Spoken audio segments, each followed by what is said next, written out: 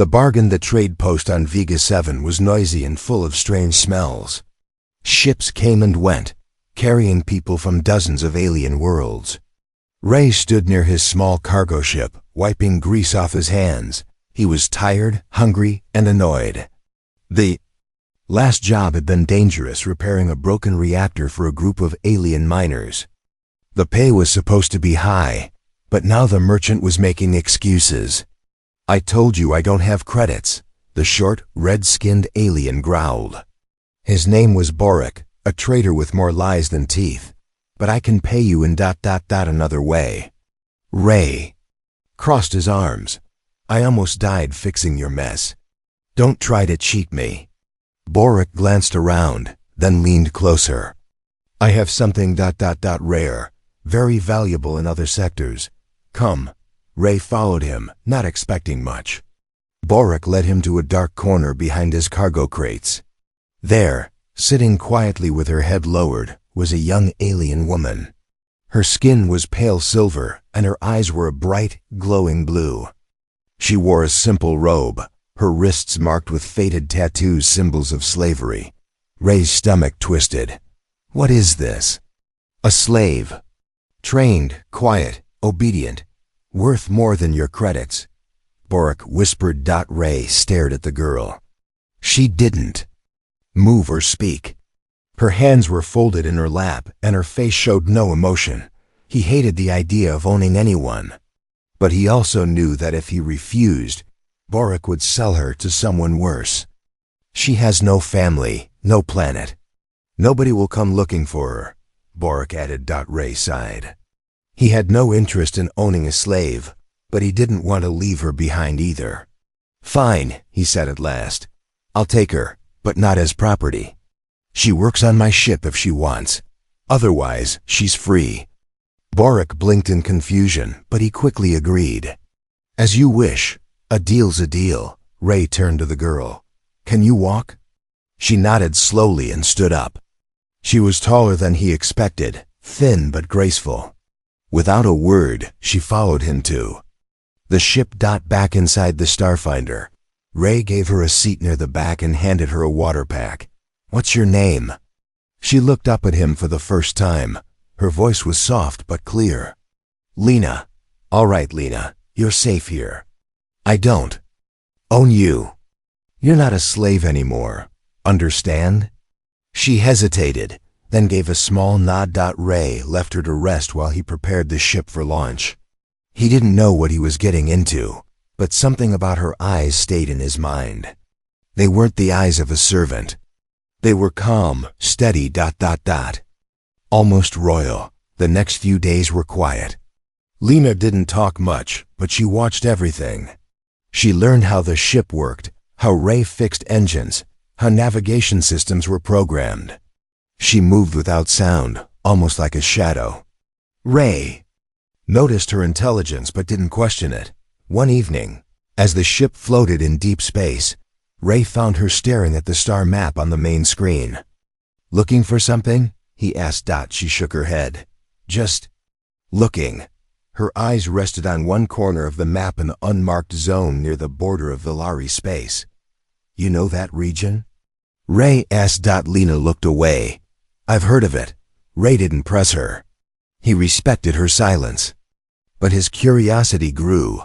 Later that night, Ray sat in the cockpit, going through system reports. Suddenly, he heard a sound behind him.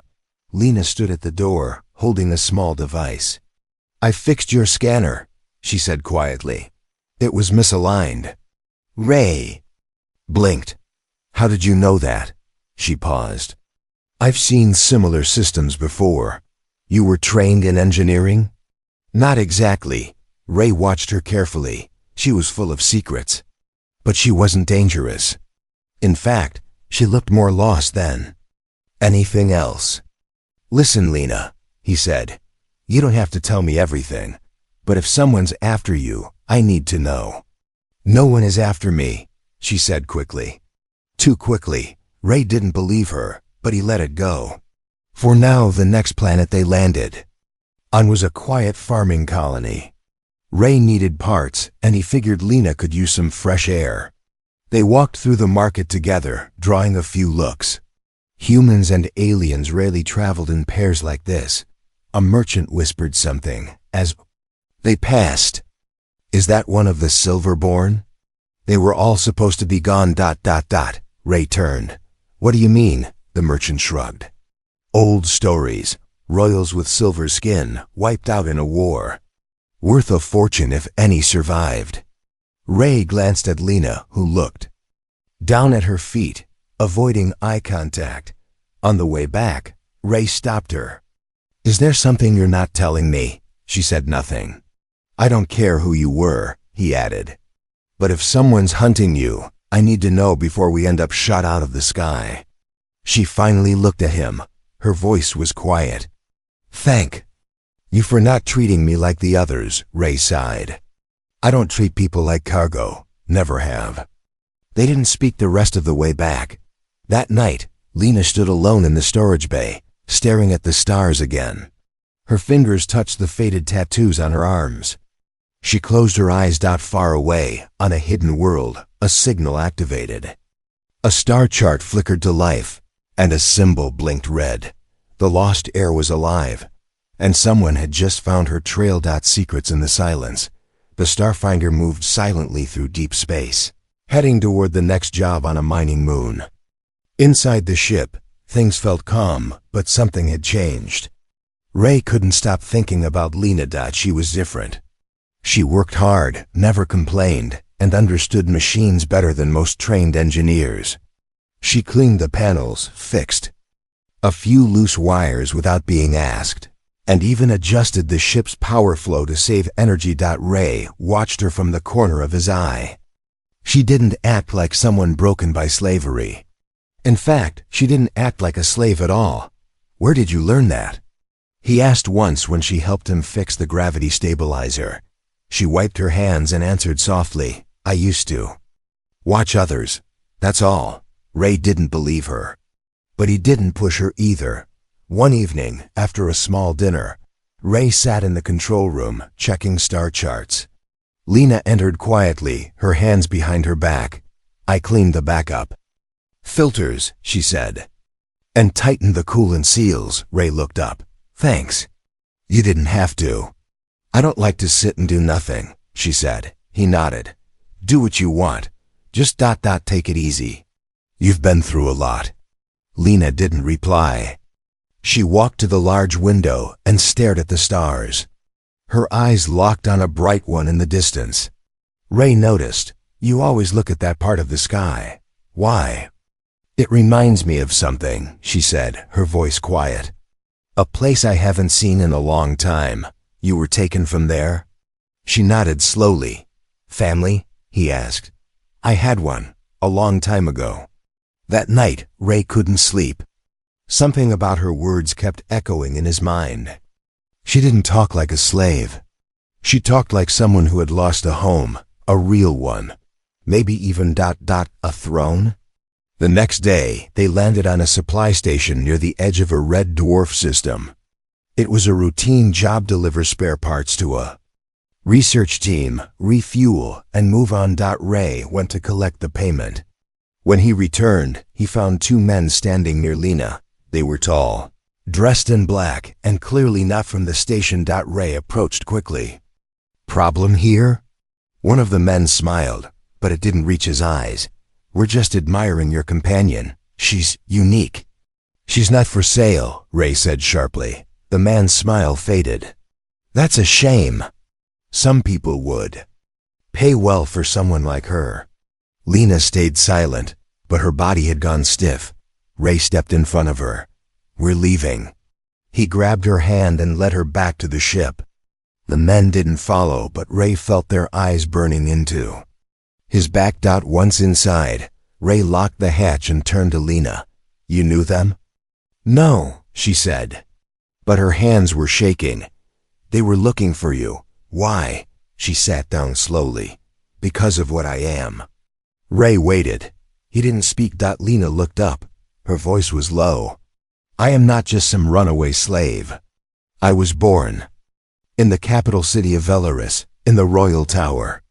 Ray blinked. You're I am the daughter of Queen Alira, or ... I was. Ray sat down across from her, stunned. When I was a child, there was a rebellion.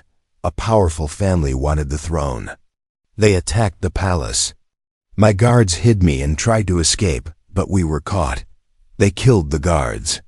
I was sold as a slave to hide my identity. Ray stared at her. You were a princess, she nodded. I still carry the mark, she said, pulling back her sleeve to show a small symbol on her arm hidden under the slave tattoos. Ray recognized it. It was the royal crest of the Velari dynasty. No one knows I'm alive, Lena whispered. And if they find out, they'll try to kill me again. Ray leaned back in his seat, trying to take it all in. So why tell me now? He asked. Because you didn't treat me like a slave. You gave me food, space, freedom. You didn't ask for anything. You deserve to know the truth. Ray looked at her closely. There was fear in her eyes, but also strength. Do you want to go back? She hesitated. I don't know. If I return, they'll hunt me. If I stay hidden, the people suffer under those who stole the throne. Ray sighed. Well, looks like we're in this together now. I'm not handing you over to anyone. Lena looked surprised. You would help me? I don't help because of who someone was. I help because of who they are. You're strong, smart, and you've got fire in you. We'll figure it out. Later, as the ship left the station, Ray noticed a signal blinking on the radar. What's that? Lena came closer. Her face went pale. It's a tracker. Someone marked the ship. Ray cursed. They're following us. He quickly changed. Corson jumped into hyperspace. Lena watched the stars stretch into lines, her face unreadable. We have to be careful now, she said. They won't stop. Ray nodded. Let them come. I've dealt with worse. Lena gave him a small smile. Thank you, Ray. He smiled back. Don't thank me yet. We're just getting started. Outside the ship, darkness moved. Somewhere out there, powerful enemies had found her scent. But so had those still loyal to the old blood. A storm was coming, and the galaxy was about to remember the name Lena once more. The princess revealed the Starfinder flew through deep space, leaving behind the marked station. Ray had changed course 3 times to avoid trackers. He kept checking the radar every hour, but they were still being followed. Whoever wanted Lena was not giving up. Inside the ship, the atmosphere had changed. Ray no longer saw Lena as just a quiet traveler. She was a hidden royal, someone with a powerful past. But to him, she was still the same person who helped clean the engine, fixed broken wires, and watched stars with quiet eyes. Lena, too, had changed. She no longer kept her head down. She moved with more purpose, more strength. Something had awakened inside her. Ray worked on a damaged coolant pipe when he heard footsteps behind him. He turned. It was Lena. I fixed the navigation system, she said. It was slow. Ray smiled. Thanks. We'll need everything running smooth now. She hesitated. Ray ... Why are you helping me? He wiped sweat from his face. Because you didn't deserve what happened to you. And because you're not just anyone, you're someone who can change things. She looked away. I don't feel strong. You survived all this time, didn't you? He said. You're stronger than you think. A few hours later, they reached a small moon station used by smugglers and quiet traders. Ray had a contact there, a mechanic named Darren. Darren was a human too, older, with gray hair and a thick jacket full of tools. He welcomed Ray with a smile. Been a long time, Darren said. You bring trouble again? Ray laughed. Maybe I need to hide for a bit. Darren raised an eyebrow when he saw Lena. And who's she? Ray didn't answer. Darren nodded slowly. I see. Well, you're safe here. For now. They stayed on the moon for 2 days. Ray fixed small ship issues while Lena rested. She spent time watching news broadcasts and listening to signals. One evening, She found something, an old message from a rebel leader in Valari. Space. She brought it to Ray. They're planning something big. The people are angry. They miss the royal family. Ray looked at the screen. If they knew you were alive... They'd have hope, Lena whispered. But it's dangerous, Ray warned.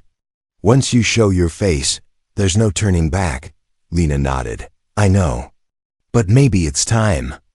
That night, Ray and Lena sat outside the ship, under the stars of the silent moon.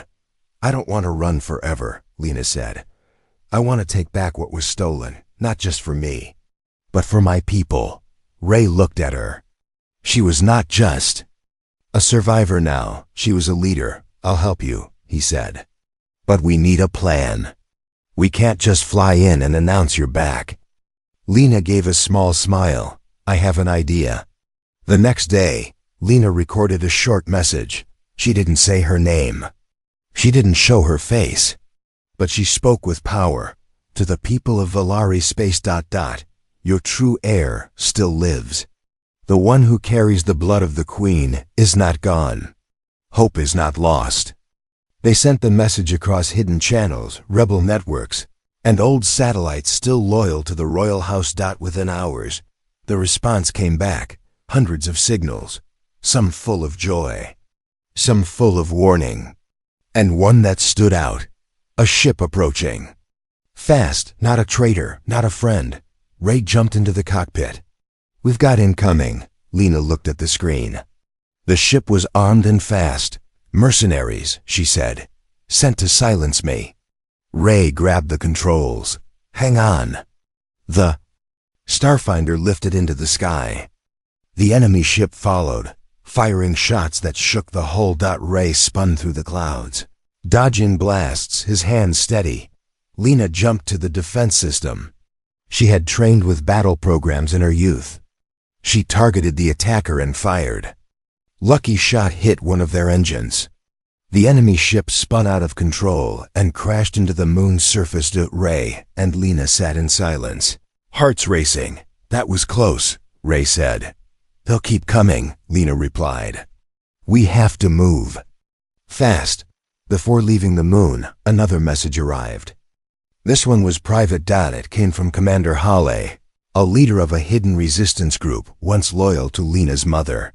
The message was short. If you are truly who you claim, meet me at the ruins of Alaris. We will know the truth there. Lena looked at Ray. This is our chance, Ray nodded. Then let's go. As the Starfinder flew toward the ruins of Alaris, Lena stood tall.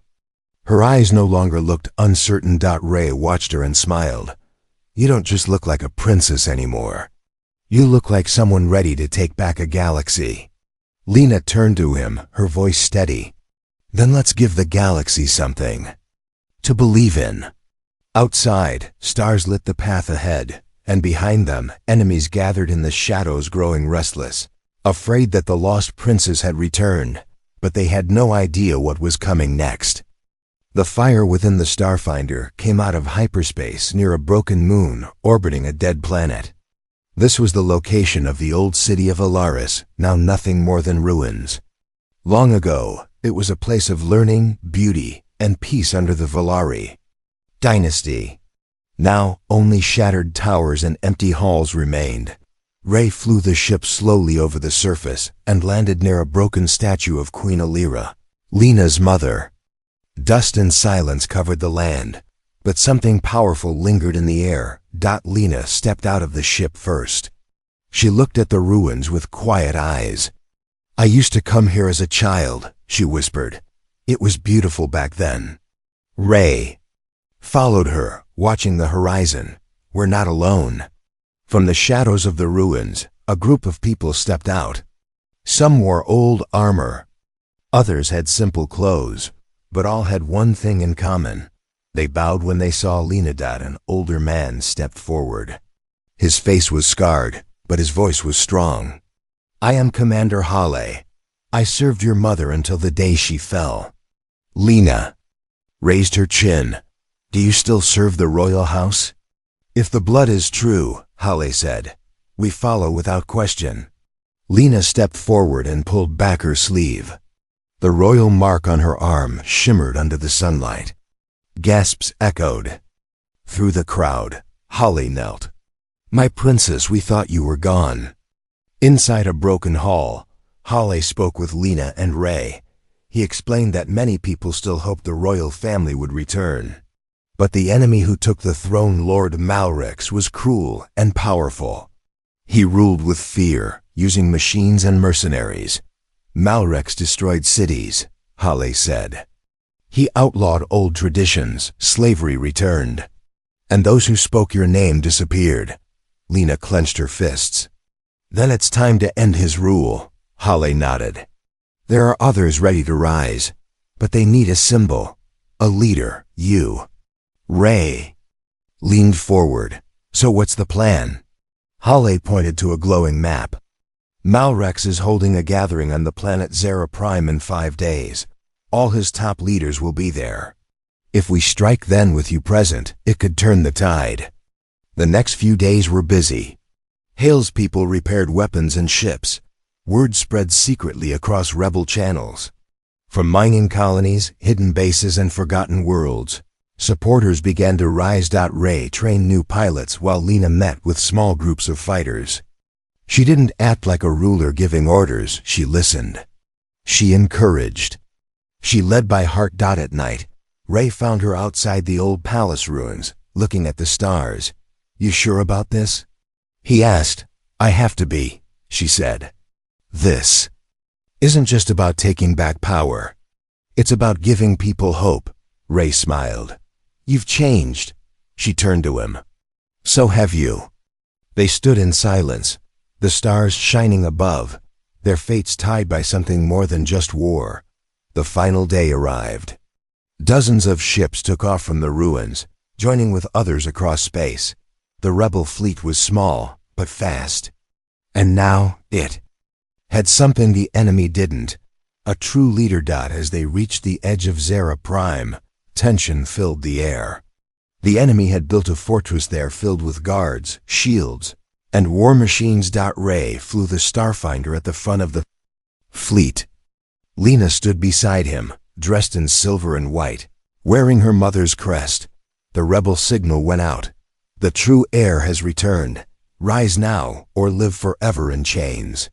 The attack began. Fighter ships danced through the sky, dodging blasts. The rebels moved with purpose, striking at weak points. Inside the fortress, chaos broke out. Malrex's forces didn't expect such unity, such power. Ray dodged enemy fire, guiding the rebel ships through the defense grid. We go straight in, he shouted. Lena gripped the controls of the secondary weapons. Open a path to the command center. Explosions lit the sky. Towers fell. Enemy ships turned and fled when they saw Lena's banner flying again. Even among Malrex's own ranks, some began to question their loyalty. Inside the fortress, Ray landed the ship near the central hall. Lena jumped out, followed by Holly and a team of fighters. They pushed forward, fighting room by room. The sound of weapons echoed through metal walls. At last, they reached the throne room. There stood Lord Malrex, tall, armored, with red eyes and a cruel smile. So the little princess returns, he hissed. Do you think people will follow a ghost? They will follow the truth, Lena said. And your time is over. Malrex raised a weapon, but Ray fired first, hitting him in the shoulder. The guards behind Malrex hesitated. Stand down, Lena shouted. Your leader is broken. Join us or fall with him. One by one, the guards dropped their weapons. Malrex growled and tried to charge. But Holly stepped forward and knocked him to the floor. It's done, Holly said. Lena looked at the throne. She didn't smile. Instead, she turned to the people behind her. This throne belongs to all of us now. No more slavery, no more fear. Cheers filled the hall. Outside, the sky cleared. The rebel fleet sent out one final signal across the stars. Valari is free. The rightful heir has returned. Ray stood beside Lena as people chanted her name. You did it, he said. No, she replied, her voice soft. We did it. But the fight was not over yet. A new world had to be rebuilt. Trust had to return. And for Lena, one final choice remained. Princess, no more 3 weeks had passed since the fall of Lord Malrex. The Valari system was changing. The cities once ruled by fear were now filled with hope. Slaves were freed. The people were coming together again. Lena sat on the steps of the old palace, the same place where her mother once ruled. Soldiers, workers, and children passed by, smiling and waving at her. They called her Princess Lena, but she no longer felt like a princess. She felt like someone new. Ray walked up the steps, holding 2 cups of warm tea. You've been out here since morning. I like to watch, Lena replied, taking the cup. For so long I saw only darkness. Now I see life again. Ray sat beside her. You gave them that. Lena shook her head. We gave it to them. You believed in me when I didn't even believe in myself. Inside the palace, Commander Holly met with local leaders. The rebel army was now the peace force. They were building schools, hospitals, and communication centers. Every decision was made with the people, not above them. Lena refused to sit on the golden throne. She ordered it removed and placed in the museum. I will not rule like the old kings, she had said. I will lead with the people, not above them. Some were surprised. Others were proud. This was the new Valari, no longer a land of lords and slaves, but of unity and fairness. One evening, a large gathering was held in the capital square. Thousands of citizens filled the streets. They cheered, danced, and lit floating lights that rose into the sky. It was the Day of Freedom, a new celebration marking the end of Malrex's rule. Lena stood on the stage, dressed in simple white robes. No crown, no throne behind her. She spoke clearly. We were broken, we were afraid, but we stood up. Together, we fought for our future. Today, I do not ask you to follow me. I ask you to walk beside me. Let us rebuild, not as rulers and servants, but as people, equal and strong. The crowd roared. Ray watched from the side.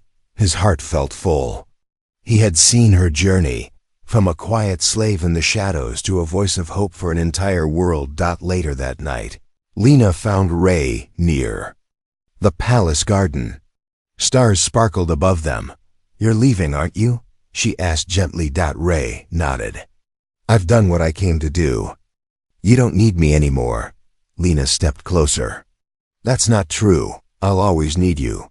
Ray smiled. You don't need a mechanic flying around in a rusted ship. You need leaders, builders, diplomats.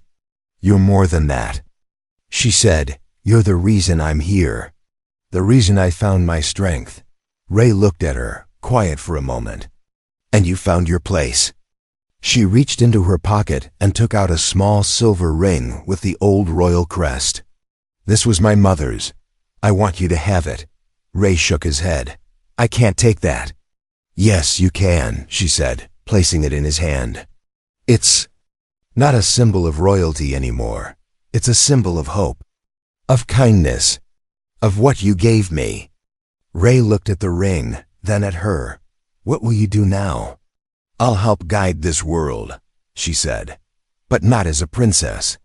Just as Lena. The next morning, Ray prepared his ship. The Starfinder was fully repaired, its panels polished. Systems upgraded by Valari engineers. As he was about to board, a crowd gathered to see him off. Commander Haile, a few young engineers, and even some kids waved goodbye. Lena walked up last. She placed her hand on his. You'll visit? Count on it, Ray said. He stepped into the ship, and the doors closed. Engines hummed. The ship lifted gently into the sky. Lena watched it rise until it disappeared into the stars. Weeks passed. Valari flourished. Old cities reopened. Families reunited. Trade routes grew stronger. Peace returned. Lena spent her days with her people, helping rebuild schools, writing new laws, learning their stories. She visited farms, starports, even remote villages, never wearing royal clothes. Always simple, always present. People no longer called her princess.